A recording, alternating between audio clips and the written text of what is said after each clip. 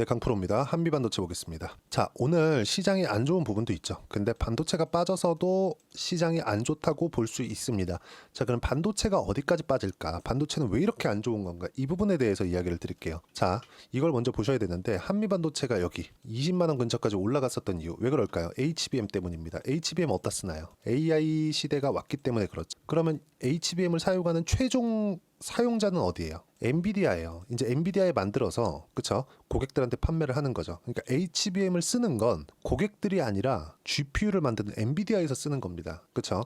이해를 잘 하셔야 돼요. 그러면 HBM을 어디서 만들어요? 중간에 하나 있죠. 하이닉스. 그쵸? 그러면 한미반도체에서 뭘 해요? HBM을 만들기 위한 장비를 납품하죠. 이게 중요한 겁니다. 이 부분에 집중을 하셔야 돼요. 그러면 엔비디아가 실적이 좋아짐에 따라서 하이닉스의 실적이 좋아지고 하이닉스의 실적이 좋아짐에 따라서 뭐가 나옵니까? 한미반도체의 실적이 좋아지죠. 그러면 엔비디아의 규모가 더 커질 수 있는 상황이 나와야 됩니다. 근데 엔비디아는 커질 수 있는 상황을 지금까지도 내고 있고 주가 측면에서도 최소한의 가격 방어를 하고 있습니다.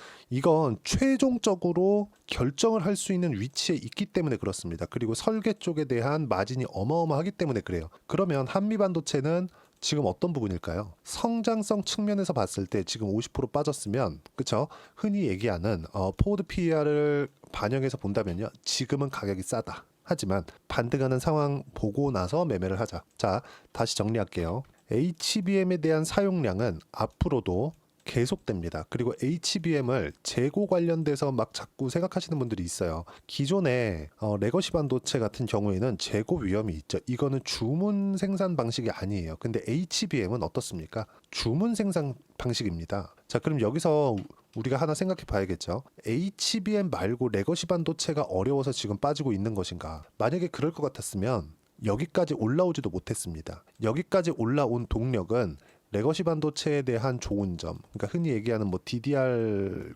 메모리에 대한 앞으로 수요가 늘어나서 이것 때문에 올라간 게 아니라 순전히 HBM, 즉 AI 때문에 올라간 거예요. 그럼 여기서 만약에 엔비디아가 자, 요렇게 그냥 제가 딱 결론 낼게요.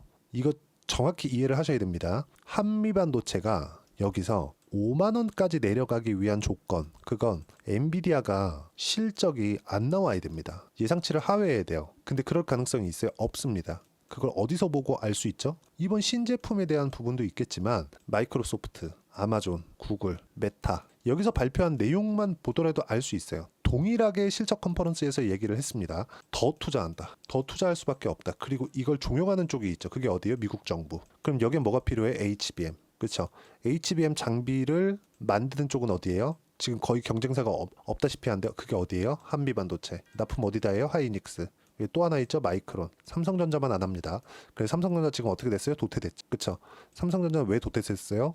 HBM에 대한 진출을 늦게 했기 때문에. 그리고 콜 테스트를 받기는 했지만 기본적으로 지금 얘기하는 H백 그리고 앞으로 지금 그 납품을 진행하고 있는 블랙웰 여기 들어가는 쪽으로는 아직까지 그 삼성전자 거를 못 쓰고 있죠. 전체적으로 보면 한미반도체의 목을 쥐고 있는 건 엔비디아가 맞습니다. 근데 엔비디아는 한미반도체를 상대하지 않죠. 근데 하이닉스를 상대를 합니다. 그러면 우리가 이걸 보자고요. 하이닉스의 주가는 어떤가? 그리고 레거시 반도체에 대한 상황을 볼 수 있게 삼성전자에 대한 주가는 어떤가? 명확하게 구분 지어서 볼 수 있죠. 보세요. 하이닉스 지금 주가 어때요? 안 좋죠. 근데 반도체 중에서는 좋습니다. 한국 반도체 중에서. 그렇죠? 삼성전자 지금 어때요? 저가가 어딘지 가늠하기 어렵습니다. 그렇다 그래서 삼성전자를 지금 비싸다고 볼 수도 없습니다. 그렇죠? 그러니까 성장성이 끝난 주식이 가장 위험해요.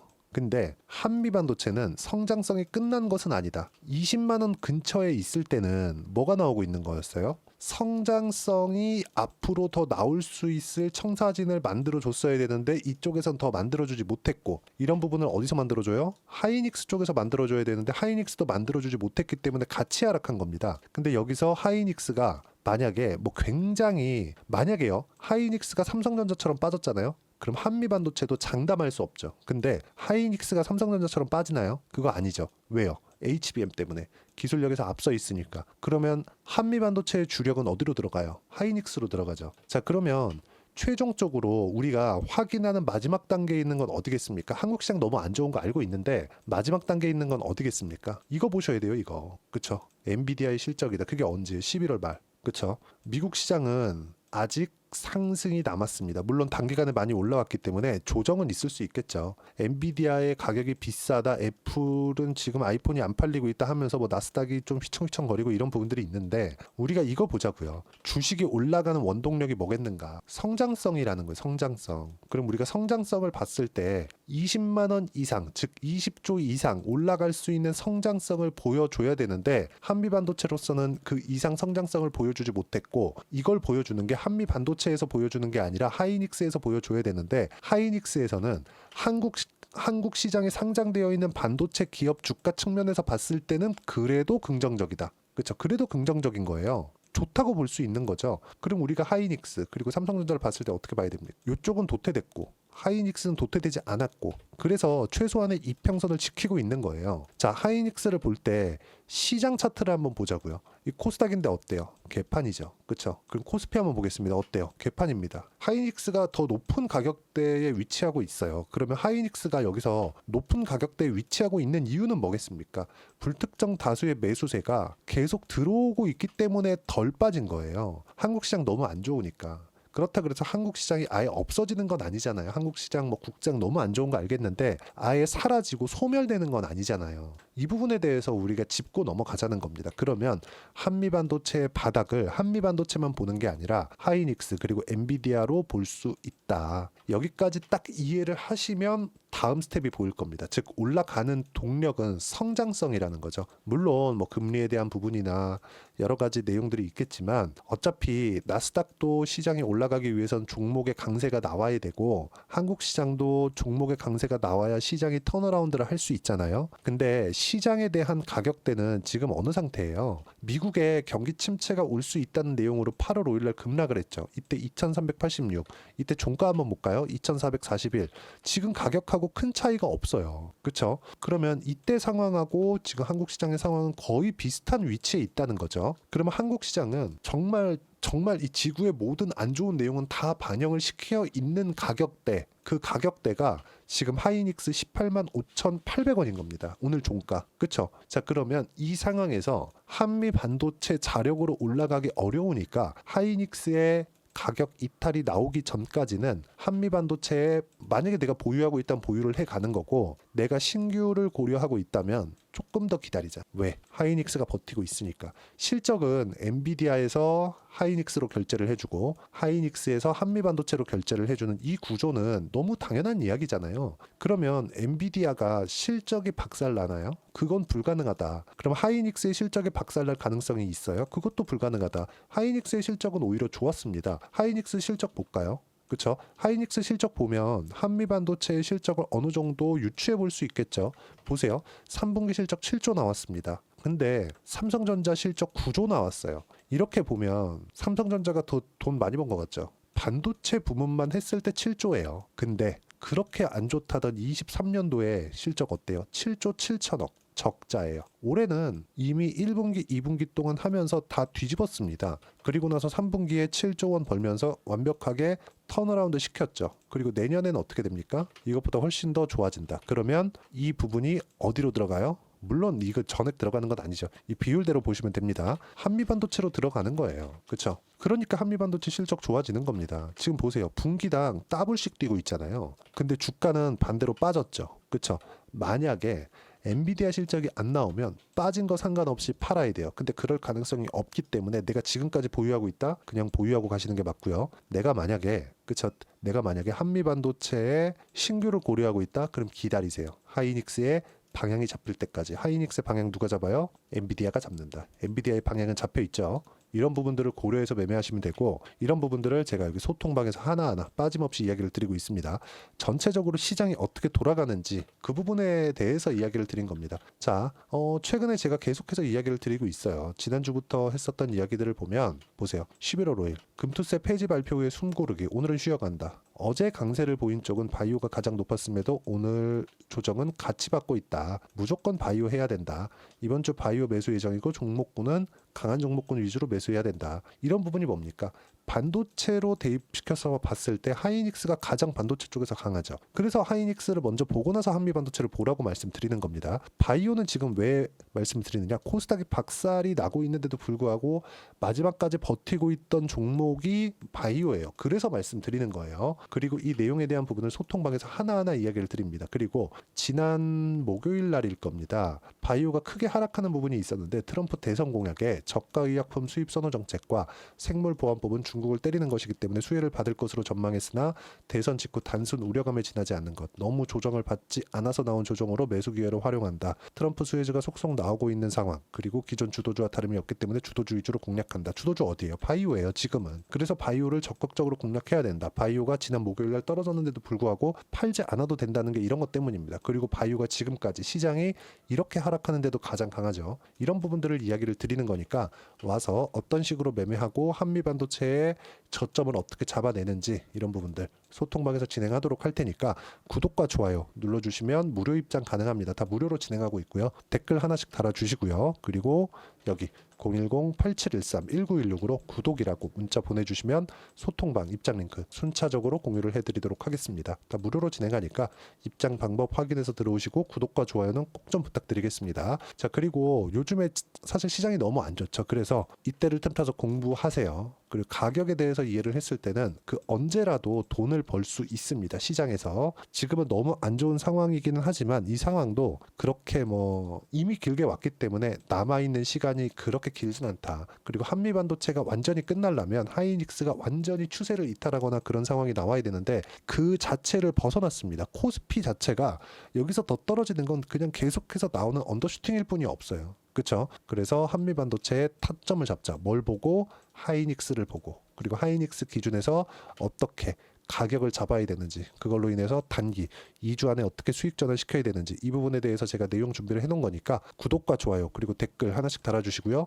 010-8713-1916으로 한미반도체라고 문자 보내주시면 단기 가격 전략 함께 공유해드리도록 하겠습니다. 자, 시장이 너무 어려운데 특히나 반도체도 많이 빠지니까 걱정이 많으실 것 같습니다. 제가 말씀드리고자 하는 내용은 주식시장은 선반영한다. 그리고 무조건 대장주를 잡아야 된다. HBM에서 대장주는 하이닉스가 맞지만 변동성 측면에서 그쵸, 하이닉스가 올라가는 구간에서 빼놓고 가지 않아도 될 종목이 한미반도체입니다. 무조건 타점에 대한 이해하셔야 되고 그런 부분 소통방에서 공유를 하고 있으니까 그렇죠. 입장 방법 확인해서 들어오시면 되고 시장이 어려운 만큼 연말이나 연초에 어떤 식으로 내가 공략을 해야 되는지 이 부분에 대해서 제가 딱 한 종목만 준비를 해놨으니까 영상 끝까지 시청하시고요. 모든 분들이 성공 투자하셨으면 참 좋겠습니다. 네, 4분기가 돼도 시장의 회복세가 나오지 않고 있습니다. 미증시는 계속해서 좋은데 한국 시장은 어려운 구간이 계속됩니다. 이 가운데서도 영상을 끝까지 시청해 주시는 분들을 위해서 제가 4분기 그리고 25년 1분기까지 주도할 수 있는 주도주를 준비를 해왔습니다. 같이 공유를 해드릴 거고요. 이런 부분들을 제가 계속 같이 매매를 하고 있습니다. 자, 내용 보시면 1분기와 2분기 그리고 1분기부터 3분기 지금까지도 강세를 보이고 있는 알테오젠과 같은 종목군들 다 제가 매매를 해왔었던 종목군들이고요. 최근까지도 매매를 같이 해오고 있습니다. 자, 저는 가장 투명하게 공개를 하고 있죠. 제가 매매하는 내용들을 다 오픈을 해서 이야기를 드리고 있습니다. 실제 제 계좌 수익률들이고요. 이런 부분들을 어떤 식으로 내는지를 이해하고 파악해야 되는 게 중요합니다. 자, 내용 보시면 HLB 어떻습니까? 상승하는 구간에 매매한 결과 31.9%의 수익 구간 1월 달입니다. 그렇죠?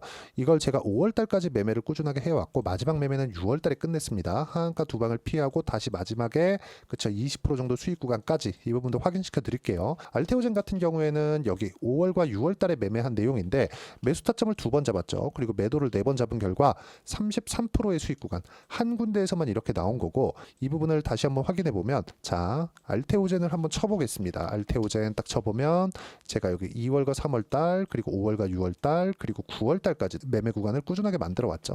여기서 눌림목 구간을 한번 더 준다면 다시 매수 구간을 잡을 예정이지만 지금은 4분기 그리고 내년 1분기까지 주도주가 어떻게 형성이 되는가 그리고 어떤 종목을 잡아야 되는가 그 부분이 중요하니까 그 부분에 대해서 이야기를 드리도록 하겠습니다. 자, 내용 보시면요. 이 내용을 모두 수렴하고 있어야 된다. 이 세 가지 내용만 갖춰져 있으면 주식시장에서 나 스스로도 꾸준하게 수익이 나는 주도주를 잡아낼 수가 있습니다. 자, 내용 보시면 8월 5일날 시장 폭락이 나왔죠. 미국의 경기 침체 우려감이 불거지면서 시장이 폭락이 나왔는데 그 시장 폭락 구간 안에서도 가장 강했었던 업종이 뭔가 이 부분을 체크를 해보셔야 되고요. 그리고 실적에 대한 부분은 미래가치가 들어가야 되지만 이건 너무 당연하게 들어가야 되는 겁니다. 미래가치가 좋아지는 부분. 근데 지금까지 실적이 좋으면 더 좋겠죠. 전 지금 당장의 실적은 그렇게 중요하게 보진 않는데 이번에 준비해온 종목은 지난 3개년 연속 순수익이 증가했다는 점 주목해서 봐야 되겠고요. 그리고 가장 중요한 점 수급이죠. 그래야 단기간에 수익을 낼 수 있겠죠.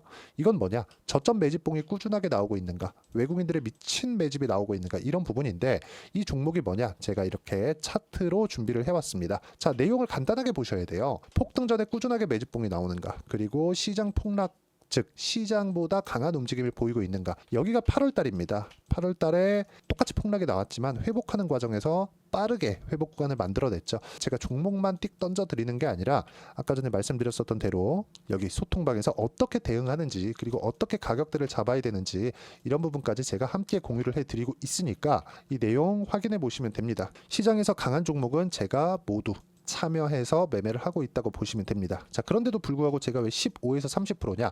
구간별로 달라진다는 거죠. 그렇죠? 내가 정확하게 바닥에 잡아서 이쪽에서 팔고 나올 수 없다. 그렇기 때문에 이런 부분을 이해하는 부분이 필요합니다. 그렇기 때문에 제가 여기 소통방에서 책임감을 가지고 운영을 하고 있다는 점. 자, 그러면 이 내용이 1분기와 2분기는 HLB, 1분기부터 3분기까지는 알테오젠, 그리고 4분기부터 25년 1분기까지 그렇죠? 이 종목을 준비해 왔으니까 받아가셔서 모든 분들이 수익을 내셨으면 좋겠고요. 이 내용은 여기 010-8713-1916으로 주도주라고 문자 보내주시면 제가 여기 소통방 초대와 함께 4분기 주도주 함께 공유를 해드리도록 하겠습니다. 시장이 너무 어렵습니다. 이 어려운 상황 속에서도 정말 꾸준하게 수익을 내기 위해서는 주도주 내용을 반드시 파악을 하셔야 되고 이 주도주를 가지고 매매를 하시면 충분하게 수익 구간을 만들 수 있습니다. 허황되게 50%, 100% 이런 식으로 이야기 드리지 않습니다. 그리고 이 내용을 꾸준하게 내가 실현시켜갈 수 있는가 이런 부분이 너무 중요합니다. 이 내용에 대해서도 제가 소통방에서도 이야기를 드리겠지만 이 종목 딱 받아가셔서 한번 경험해 보시면 완벽하게 주도주 매매만 하실 수 있을 거니까 이 내용 010-8713-1916으로 주도주라고 문자 보내주시면 제가 소통방 초대와 함께 주도주를 확인시켜 드리도록 하겠습니다. 타점이나 그런 부분까지 함께 제가 공유를 해 드릴 테니까 받아가셔서 충분한 수익 내셨으면 좋겠습니다.